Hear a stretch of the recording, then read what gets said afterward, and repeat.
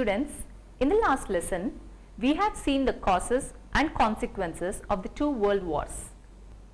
In today's class, let us go a little deeper and delve into the Russian Revolution, the rise of Nazi Party, and the history that happened between both the wars.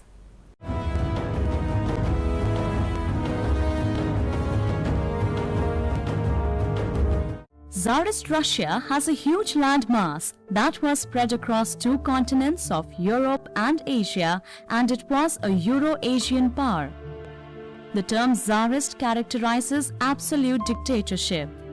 With the third largest population in the world, with 156 million people after China and India, Russia consisted of various like Russia, Ukraine, Uzbekistan, Kazakhstan, Tajikistan, Turkmenia, etc.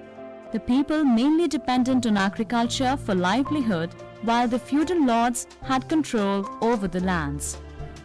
The control of the feudal lords was one of the main reasons for tensions between the peasants and the feudal lords.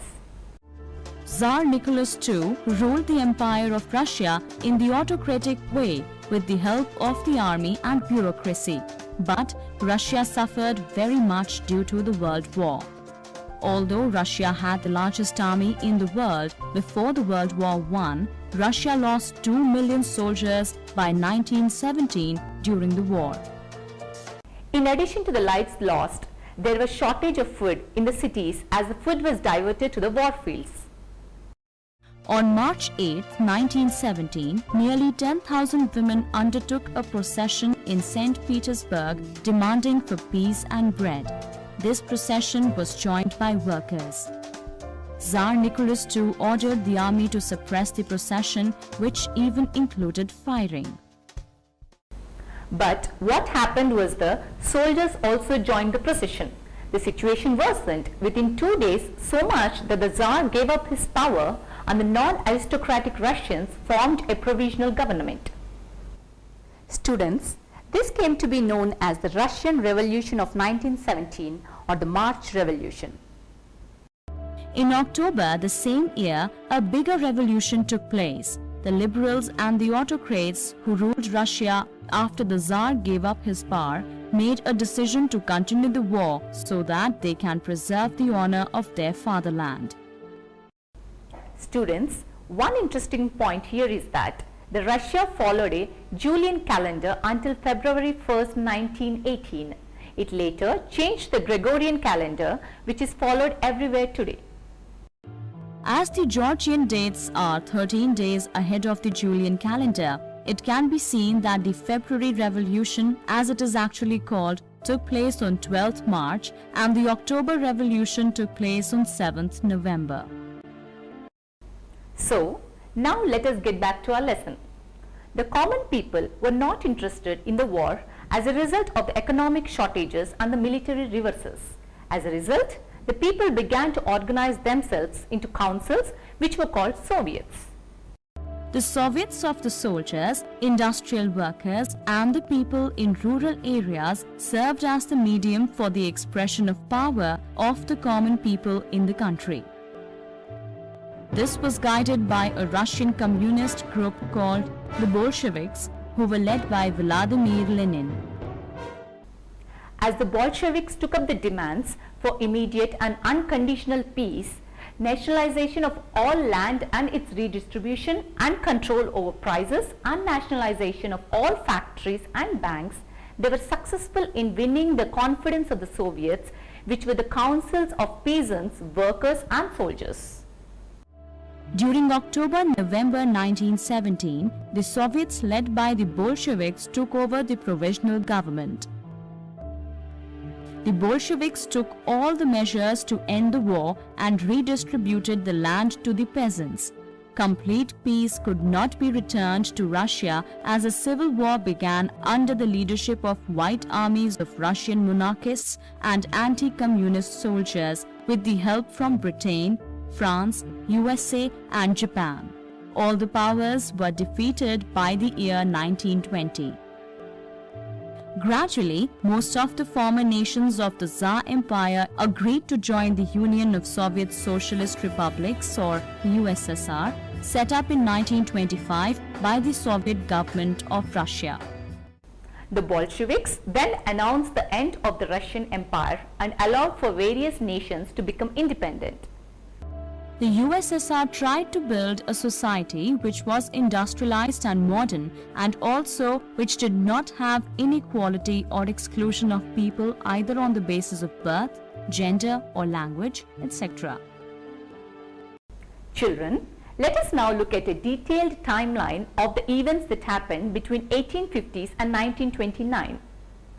Between the years 1850 and 1880s, there were debates over socialism in Russia. By socialism we mean community ownership and control of all lands and business rather than ownership by individuals.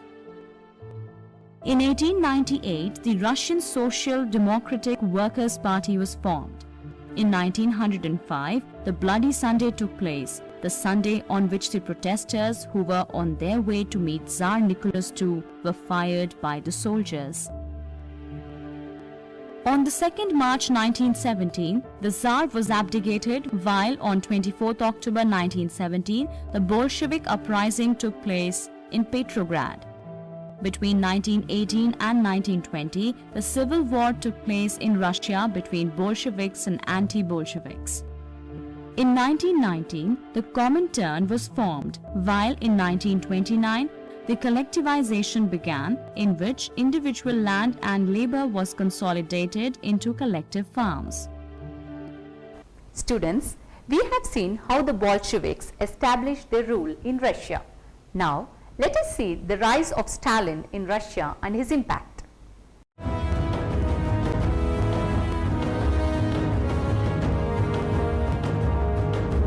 Students, after Lenin died in 1925, Stalin emerged as the leader of the Communist Party.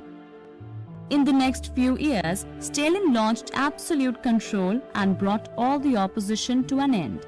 His unchallenged power helped in building the economy of USSR.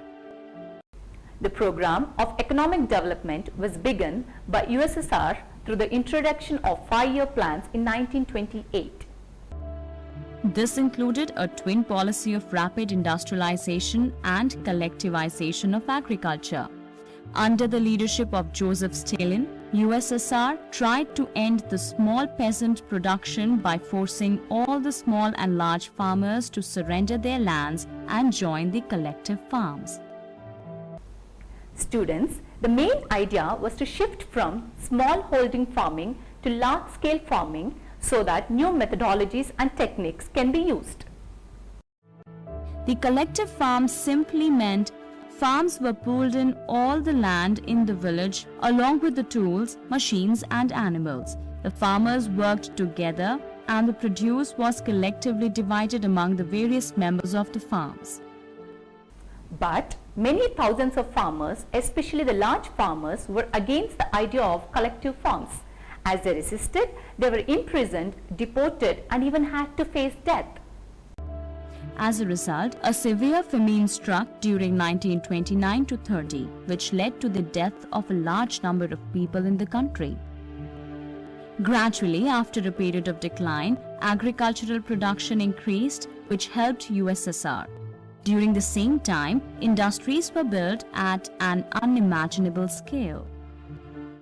The industries were entirely owned by the state, which also did not allow free market and as a result sold the industrial produce directly to the consumers. But the construction of industries led to poor working conditions.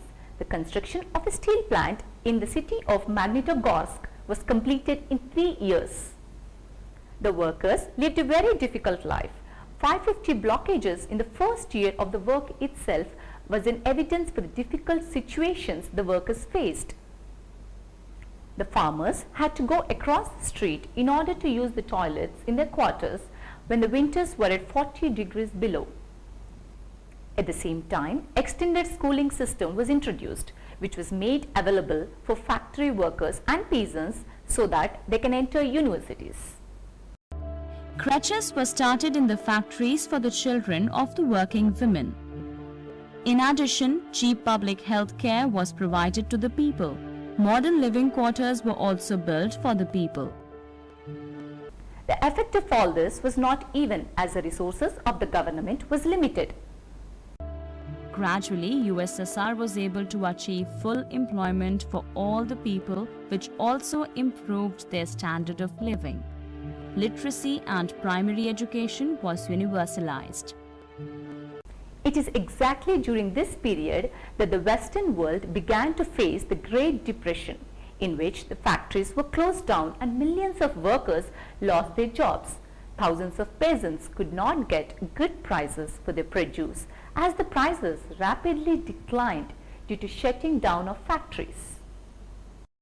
USSR was one nation that did not get influenced by the Great Depression. The disintegration with the international market was one of the main reasons why USSR could escape from its impact. In addition, the planned economy of Russia helped it in deciding what to be produced and the quantity to be produced. As a result, they could maintain a balance between demand and supply. Students, this did not happen very easily. It was a result of the huge centralization of the political power in the hands of the Communist Party. In addition, the refusal of ordinary democratic liberties to the citizens and the elimination of opposition through use of force, which included large-scale execution of the opposition leaders, were also some aspects that helped them. Students, this was all done on the request that it was necessary to bring socialism while defeating the capitalist powers that continuously tried to weaken USSR.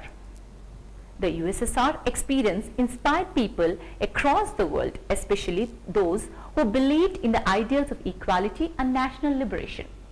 Many of these nations now are communists, and they have tried for communist revolution in the countries. People like M.N. Roy, Tagore and Jawaharlal Nehru were highly inspired by the Russian experience, although they were not in agreement with many aspects of communism, which included suppression of opposition. In 1930, Rabindranath Tagore wrote from Russia describing how the transformation took place. He points out Moscow as less clean than the other European capitals. None of those hurrying along the streets look smart. The whole place belongs to the workers. Here, the masses have not in the least been put in the shade by the gentlemen. Those who lived in the background for ages have come forward in the open today. I thought of the peasants and workers in my own country. It all seemed like the work of the genie in the Arabian Nights. Only a decade ago, they were as illiterate, helpless and hungry as our own masses. Who could be more astonished than an unfortunate Indian like myself to see how they had removed the mountain of ignorance and helplessness in these few years. In addition, M.N. Roy, who was in Central Asia at the time of the Civil War in 1920s, played an important role in the establishment of Comintern, an international organization that was established to promote communist revolution in the world. According to his writings, the chieftain was a benevolent old man. His attendant, a youth who spoke Russian. He had heard of the revolution which had overthrown the Tsar and driven away the generals who conquered the homeland of the Kyrgyz. So, the revolution meant that the Kyrgyz were masters of their home again. Long live the revolution, shouted the Kyrgyz youth who seemed to be born Bolshevik. The whole tribe joined. In addition, there were many other Indians who were inspired by the ideology in Russia. On the other hand, many people were also terrified by the fact of violent elimination of the opposition and the refusal of multi-party democracy and freedom in the USSR. Animal Farm is a famous satire written by George Orwell, which highlights how the ideals of Russian Revolution were compromised in USSR.